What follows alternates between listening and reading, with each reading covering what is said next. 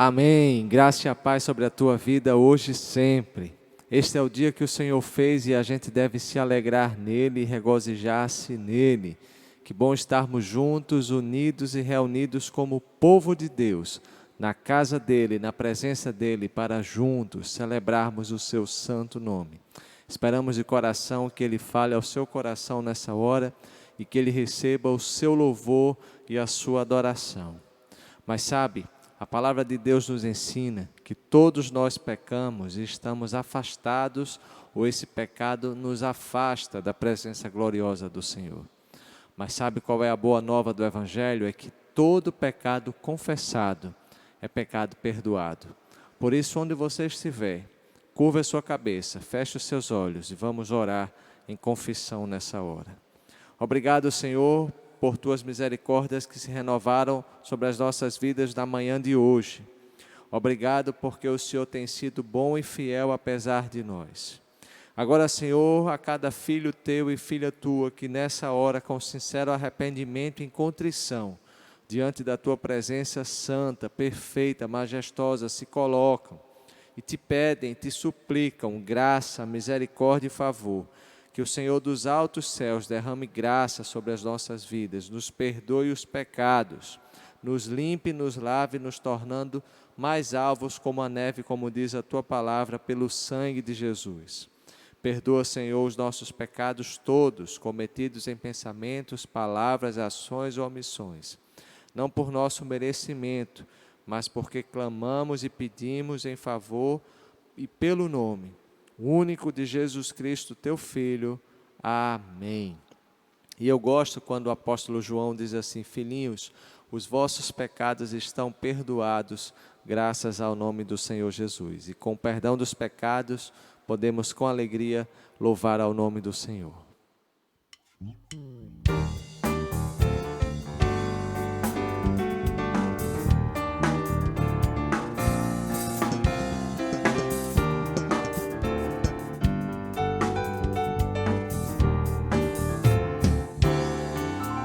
O meu Deus é maior que os meus problemas e eu não temerei.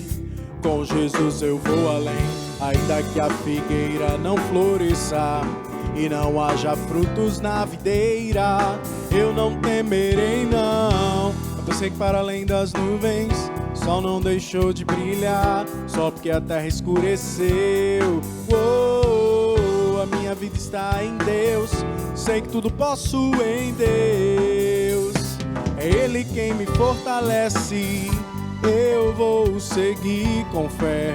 Com meu Deus eu vou para a rocha mais alta que eu sei pra onde vou, como águia vou. Nas alturas sou filho de Deus, eu vou seguir com fé. Com meu Deus eu vou para a rocha mais alta que eu sei pra onde vou, como águia vou. Nas alturas sou filho de Deus.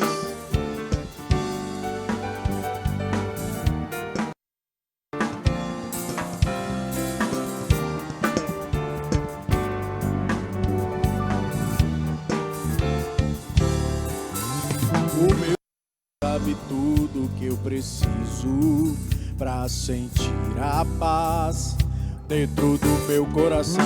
Ainda que a lua adormeça e não haja o brilho das estrelas, eu não temerei não. Sei que para além das nuvens, o sol não deixou de brilhar, só porque a terra escureceu. A minha vida está em Deus, sei que tudo posso em Deus. Ele quem me fortalece, eu vou seguir com fé. Com meu Deus eu vou para a rocha mais alta que eu sei pra onde vou, como águia vou. Nas alturas sou filho de Deus, eu vou seguir com fé. Com meu Deus eu vou para a rocha mais alta que eu sei pra onde vou, como águia vou. Das alturas sou filho de Deus.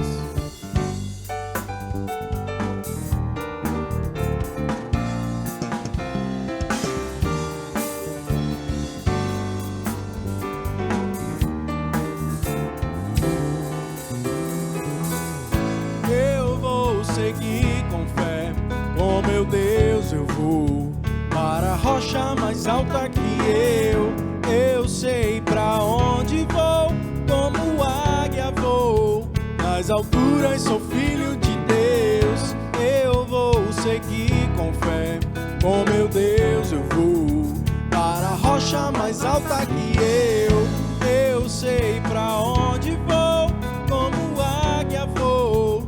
Nas alturas sou filho de Deus, nas alturas sou filho de Deus, nas alturas sou filho de Deus.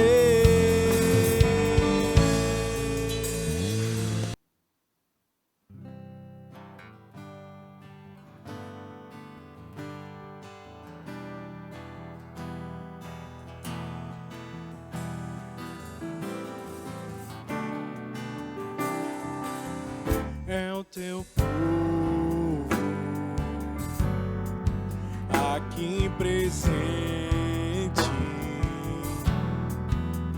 todos numa só voz declaramos que só tu és grande, exaltamos teu doce nome,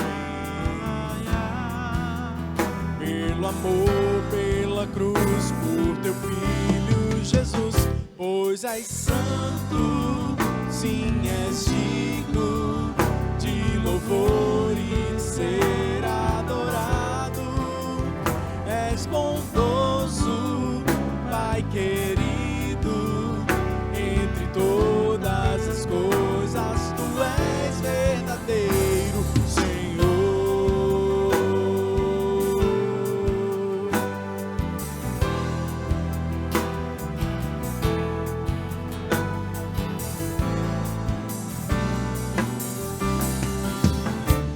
Teu povo aqui presente,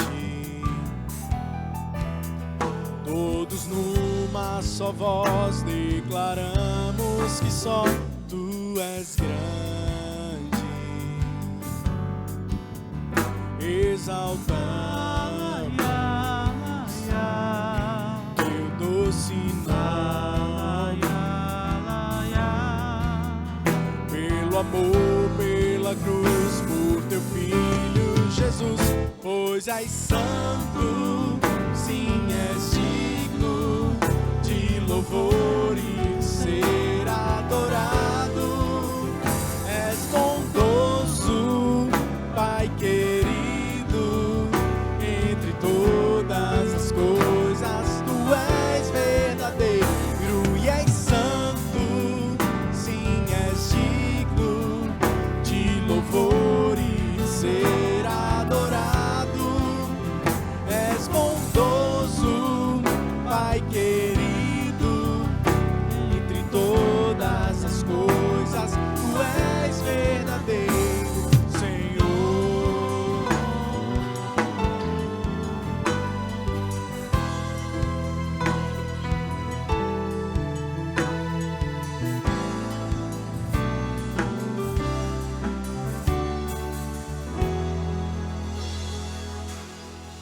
Com muita alegria, mais uma vez nos encontramos e estamos na semana do Natal.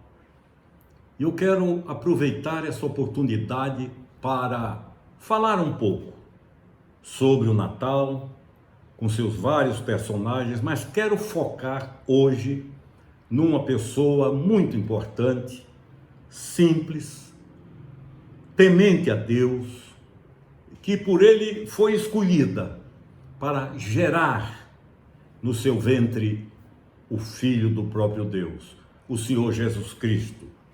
Eu falo de Maria, eu quero abordar algumas coisas sobre a vida de Maria, porque há duas grandes posições teológicas no mundo cristão que às vezes correm para extremos. A teologia católica, que tornou Maria mediadora, intercessora, tornou mediadora da relação de um homem com Deus, de uma pessoa com Deus, e a divinizou, digo mais uma vez.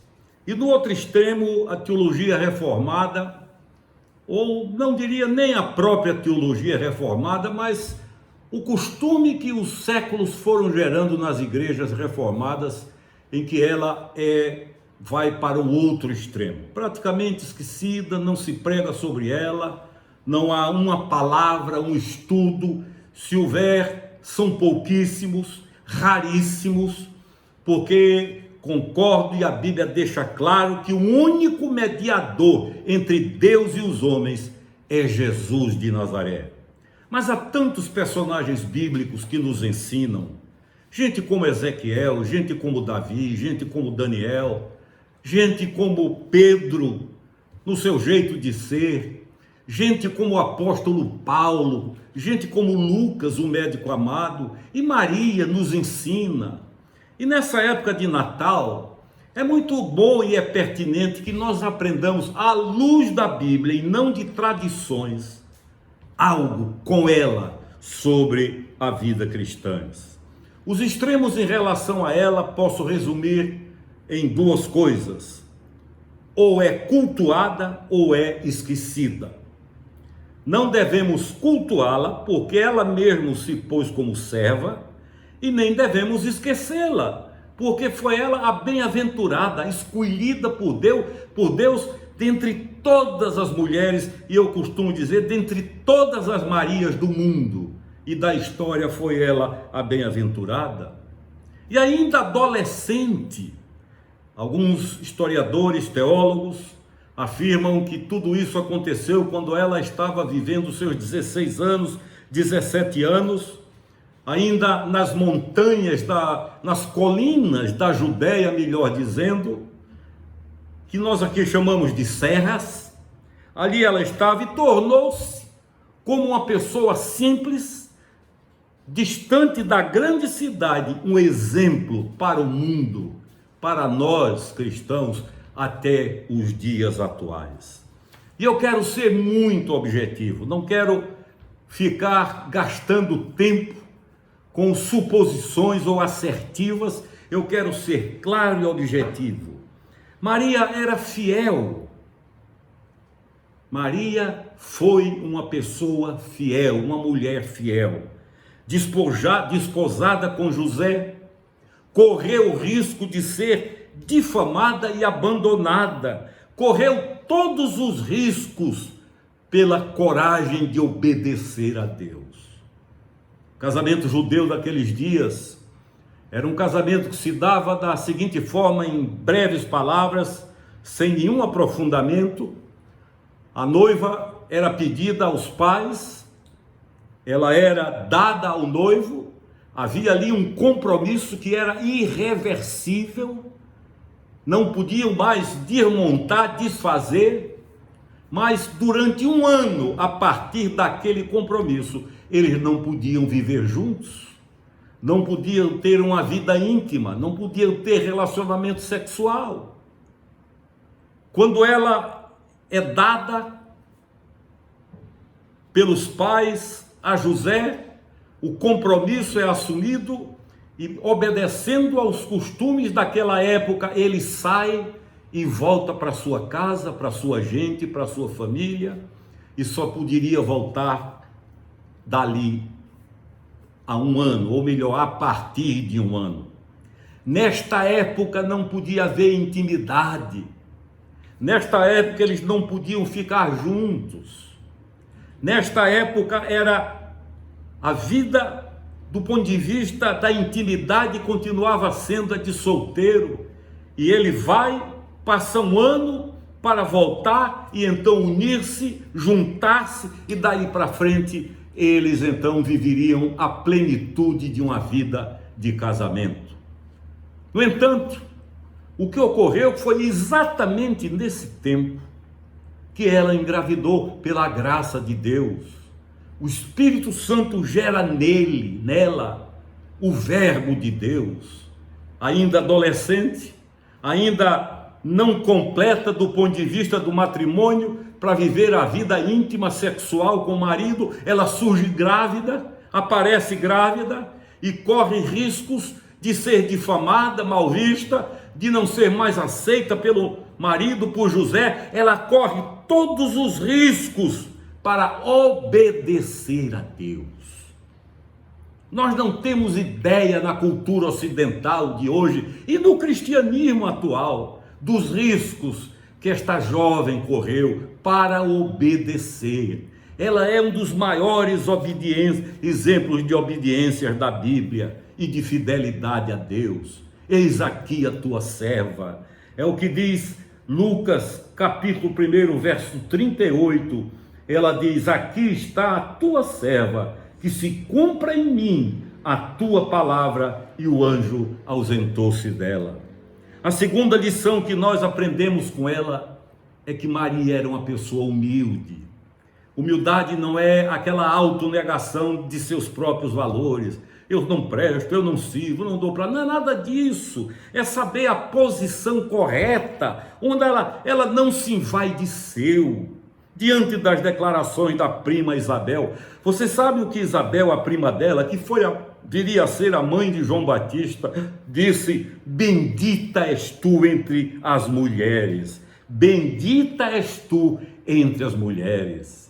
Hoje era como se disséssemos: bendita és tu entre todas as mulheres da história universal. Tu és única, tu fostes escolhida, tu és a preferida de Deus. Deus te escolheu para ser a mãe do Redentor. Bendita. E quando ela ouve isso, a resposta imediata dela, que está em Lucas 1, 39 e 55, ela diz assim: a minha alma engrandece ao Senhor, e o meu espírito se alegra em Deus, meu Salvador, porque atentou na humildade da sua serva.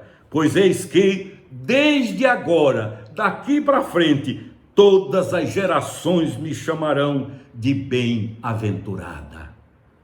Bendita és tu, disse Isabel, e ela responde: a minha alma engrandece a ele, ao Senhor, e o meu espírito se alegra em Deus, meu Salvador. Ela deixa claro que ela não era salvadora, ela precisava de um salvador, porque atentou da humildade da sua serva, serva de Deus. E aí nós aprendemos duas coisas importantíssimas com Maria: a fidelidade a Deus. Não há preço que faça pessoas como ela serem infiéis. Nos anos em que a Guerra Fria aconteceu e a cortina de ferro era tremenda, eu tive a oportunidade de visitar as igrejas perseguidas no leste europeu, e havia pessoas que davam a vida, que se entregavam, que morriam, mas não negavam, que eram torturadas, humilhadas, pisadas, gente fiel a qualquer preço. A fidelidade era daquelas que alegrava o coração de Deus. Maria foi fiel. Maria correu todos os riscos e nós precisamos aprender essa lição com ela. Em terceiro lugar, Maria foi uma mulher de fé. Olhe, ela sabia que humanamente era impossível engravidar, pelo que eu já disse. Ela estava casada, comprometida, mas sem convivência, sem vida conjugal, porque a lei determinava que só dali a um ano, cada um no seu lugar, é que eles passavam a viver juntos. Nesse ano, a noiva preparava as suas coisas, o enxoval, e ele, o noivo, preparava o lugar, a casa, o ambiente onde eles iam viver. Mas não tinham nenhum contato. Mas interessante, preste atenção, a partir de um ano e um dia, ela precisava estar pronta, porque ele podia vir qualquer dia e a qualquer hora. Leia a parábola das virgens, veja a hora que ele chegou, a hora que ele gritou e pegou algumas desprevenidas. É justamente uma aplicação deste costume, deste hábito legal daqueles dias. Ela sabia que era impossível engravidar, mas ela obedece E a Isabel diz a ela: bem-aventurada que creu, em Lucas 1,45, porque serão cumpridas as palavras que lhe foram ditas da parte do Senhor. Que primas maravilhosas! Como a fé era diferente, simples, não era complicada, não era difícil como hoje em dia. Para se exercer a fé no meio cristão tornou-se algo difícil. Mas em quarto lugar, nós também aprendemos outra lição com Maria. Preste atenção. Maria aceitou com alegria os planos de Deus para a sua vida. Não centrou a mente nos riscos, no perigo, não questionou, não levantou argumentos, mas em Lucas 1,38, quando Deus expõe o plano e diz o que vai acontecer e como ela vai caminhar, ela diz: aqui está a serva do Senhor, sempre serva, cumpra-se em mim conforme a tua palavra. Lucas 1,38. Era obediência apesar dos riscos, era obediência apesar das acusações que poderiam surgir em relação à sua fidelidade a José, porque no ano que não podiam ter contato, ela engravida. Ela surge grávida, mas ela obedece, ela entrega-se. A obediência ao Senhor é maior do que os riscos. Que diferença de hoje em dia, quando fazemos acordos, jeitos, caminhos para aliviar a carga. Ela obedeceu, ela viveu também um ponto fundamental do seu caráter em relação a Deus. Esta é a quinta lição que ela nos mostra. Nas bodas de Caná, ela nos dá uma lição. Ela disse, quando vieram dizer ao Senhor, e a ela primeiro, que faltou vinho, que ia ser um problema, uma dificuldade, e vinho era vital e fundamental nas festas daquele dia, e foram pedir que ela intercedesse, que ela fosse mediadora, que ela como mãe falasse com ele, que ela diante da relação mãe e filho, desse uma palavra, intercedesse, mediasse. Mas ela responde com esta coisa extraordinária, uma das coisas mais lindas da Bíblia. Ela diz aos homens que vieram: façam tudo que ele vos disser, que ele disser a vocês. Não é comigo, é com ele. Eu não sou mediadora. Falem com ele, direto com ele, vão a ele, peçam a ele. Leva as pessoas a obedecerem a Jesus e não a ela. Isso chama-se de uma pura fé. Sabe exatamente quem é e o lugar que está dentro da revelação de Deus em Cristo Jesus. Maria era, em sexto lugar, uma mulher de oração. Olhe, queridos, por trás de todos os atos grandiosos de Deus, há sempre alguém orando, clamando, pedindo, intercedendo, rogando. Susana Wesley orou 40 anos seguidos, diariamente, das 5 às 7 da manhã, pedindo a Deus por 2 filhos. 40 anos, não foram 40 dias, foram 40 anos, eu já disse aqui no sermão. E ela dizia, a moça que trabalhava com ela: se alguém chegar, se alguém me procurar, diga que venha mais tarde. Se alguém em casa adoecer, mais tarde eu cuido. Se alguém morrer aqui em casa, mais tarde eu cuido do sepultamento. Não me incomode para nada. São 2 horas minhas com o meu Pai Celestial. E o resultado qual foi? Os 2 maiores avivalistas da Inglaterra, John e Charles Wesley, João e Carlos Wesley. Maria era uma mulher de oração. Olha o que diz Lucas 1 e verso 14. Todos os apóstolos perseveravam unanimidade,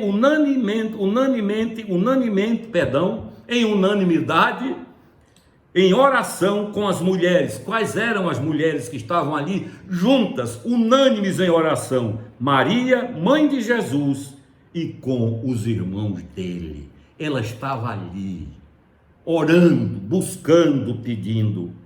Em sétimo lugar, ela nos ensina com a vida dela que Deus é o único que deve ser adorado.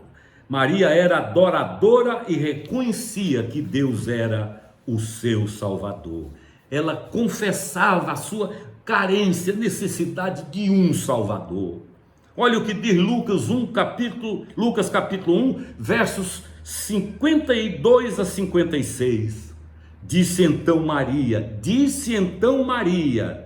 a minha alma engrandece ao Senhor, e o meu espírito exulta em Deus, meu Salvador.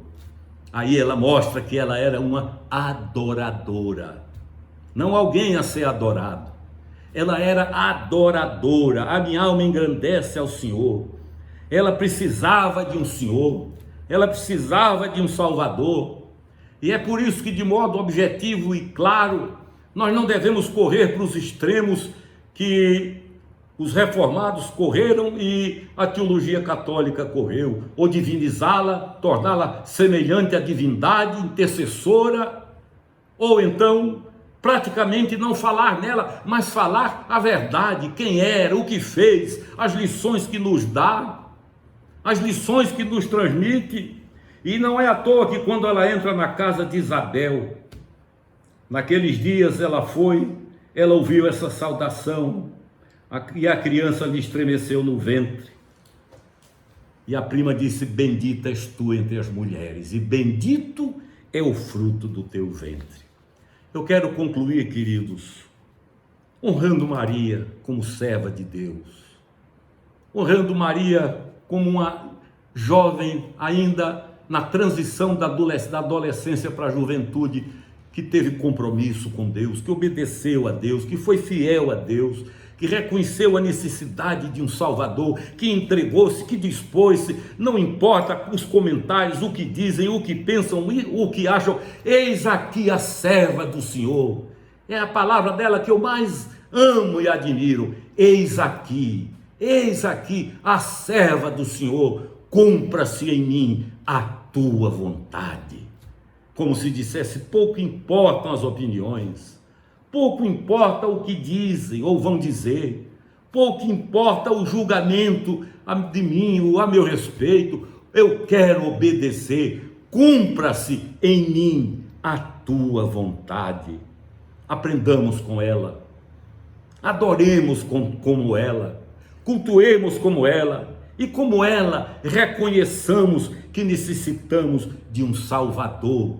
O nosso Salvador é exatamente o Filho que ela deu à luz, Jesus de Nazaré. Nessa época do Natal eu quero honrá-la, não cultuá-la, mas honrá-la. Trazer para ela a dignidade conquistada pela obediência à revelação de Deus. Pense um pouco, se Deus dissesse alguma coisa a você que viesse ferir costumes, que pudesse levar você a correr o risco da difamação, de ser tratada como indigna, ou você, homem, nas obrigações impostas por Deus, você daria, eu me coloco e digo, nós daríamos a resposta que ela deu: eis aqui a tua serva, cumpra-se em mim a tua vontade. Eis aqui o teu servo, cumpra-se em mim a tua vontade. Maria nos dá esses exemplos, e que neste Natal nós cultuemos o Filho dela, o unigênito de Deus, aquele a quem ela disse que ele a abençoasse, aquele a quem ela honrou, aquele sobre quem ela disse, quando quiseram torná-la intercessora ou mediadora: façam tudo que ele disser a vocês. É com ele. E eu encerro dizendo: se não guardarmos o que foi dito aqui de forma tão simples, guardemos pelo menos duas coisas. Digamos a Deus, ainda que pareça absurdo, ainda que não consigamos entender, ainda que imaginemos as consequências, digamos assim: eis aqui a tua serva, eis aqui o teu servo, cumpra-se em mim a tua vontade. Ponto. E digamos como ela: a minha alma engrandece o Senhor, e o meu espírito exulta em Deus, meu Salvador. E se alguém nos pedir para fazermos algo que está além do nosso papel e posição, apontemos para Jesus e digamos: quer vencer, quer ser feliz, quer ser abençoado, quer viver como filho de Deus? Façam tudo o que Ele disser a vocês. Não sou eu, é Ele. O meu sermão tem valor na razão direta do endosso, da garantia que a palavra de Deus dá. Deus nos abençoe.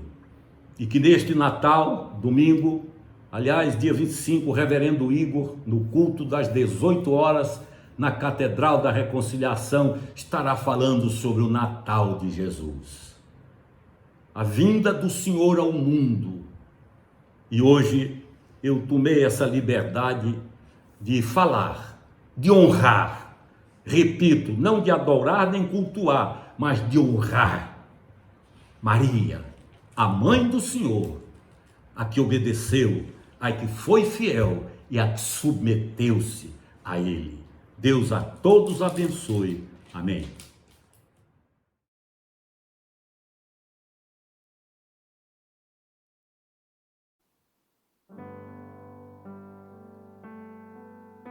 Tu és tudo que eu tenho, Senhor. E saber que Tu és o meu pastor basta para a minha vida. Não importa o que sou, nem o que tenho, diante do que Tu és. Trago minhas vestes, minha coroa e ofereço a Ti. Não importa o que sou, nem o que tenho, diante de quem Tu és. Trago minhas vestes, minha coroa e ofereço a Ti. Como os 24 anciãos e na entrada em Jerusalém, a mulher na casa de Simão, eu me lanço aos Teus pés. Não tenho outro bem além de Ti, não tenho outro bem além de Ti, não tenho outro bem além de Ti, Senhor. Não tenho outro bem além de Ti, não tenho outro bem além de Ti, não tenho outro bem além de Ti, Senhor. Eu Te amo, eu Te quero, eu Te adoro, meu Senhor.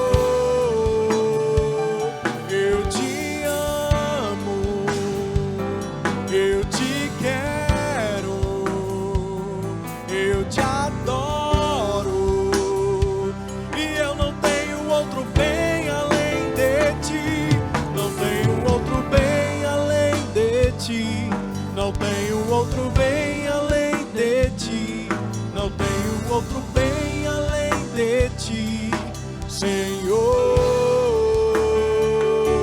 Não tenho outro bem além de Ti, não tenho outro bem além de Ti, não tenho outro bem além de Ti, Senhor.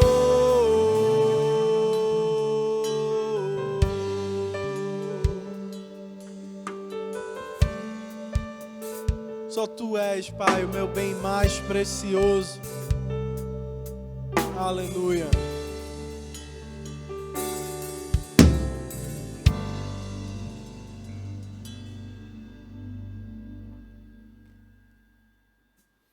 A palavra de Deus nos ensina em Provérbios 3, os versos 9 e 10, o seguinte: honre o Senhor com todos os seus recursos e com os primeiros frutos de suas plantações, e os seus barris ficarão plenamente cheios e os seus lagares transbordarão de vinho. Tempo de ofertório é tempo de entrega de vida, primeiramente. Se a nossa vida, o nosso coração não está no altar do Senhor, qualquer outra forma de entrega não é tão preciosa assim. Não é break em culto e nós subsistimos único e exclusivamente com a entrega voluntária de dízimos e ofertas. Antes de ser uma questão financeira, é uma questão de cumprimento e obediência à palavra de Deus. Se você que nos assiste nessa hora é um convidado, é um visitante, de forma alguma se sinta obrigado ou constrangido a participar desse momento. É muito particular dos membros e congregados, aqueles que já caminham conosco enquanto ministério da Igreja Episcopal, Catedral da Reconciliação. As nossas contas estão disponibilizadas e você, na comodidade do seu lar, da sua casa, poderá fazer a sua transferência, o seu depósito, e não precisa enviar qualquer comprovante para quem quer que seja. É algo entre você e Deus, reconhecendo a soberania de Deus na sua vida, o sustento dele para você e o quanto ele tem sido bom e fiel na sua vida, e em gratidão você devolve a ele uma pequena parte do seu sustento. Vamos juntos repetir as palavras bíblicas do ofertório. Tudo vem de ti, Senhor, e do que é teu tu damos. Amém.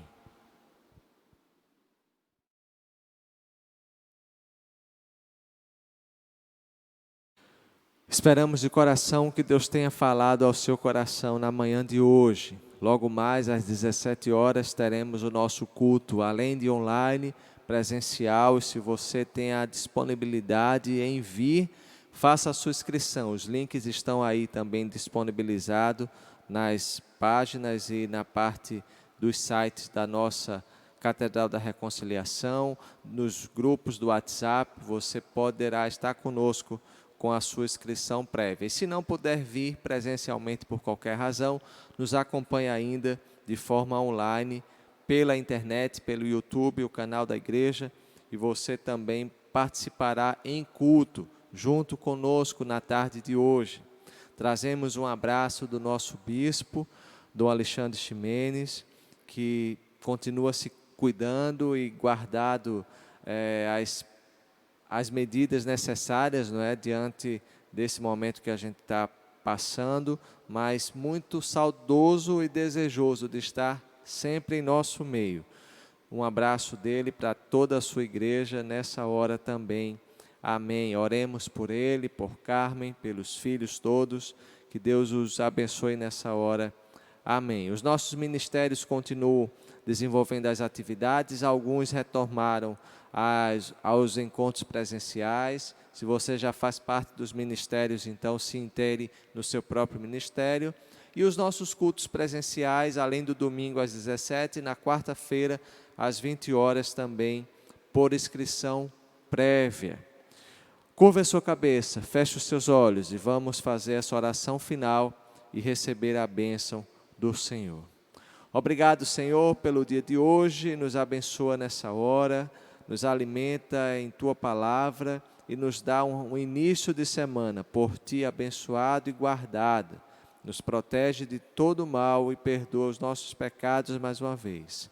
E agora, que o amor de Deus, o eterno Pai, a graça salvadora de Jesus Cristo, as eternas e incomparáveis consolações do Divino Espírito Santo, seja sobre todos nós, sobre as nossas famílias, sobre todo o povo de Deus espalhado sobre a face da terra, hoje e para sempre. Amém. Vamos juntos nos despedir com o Ide. Ide na paz de Cristo, sede corajosos e fortes, no testemunho do Evangelho entre os homens, servir ao Senhor com alegria, no poder do Espírito Santo. Aleluia! Fiquem em paz, vão em paz, que Deus a todos nos abençoe. Um bom início de semana a todos. Amém.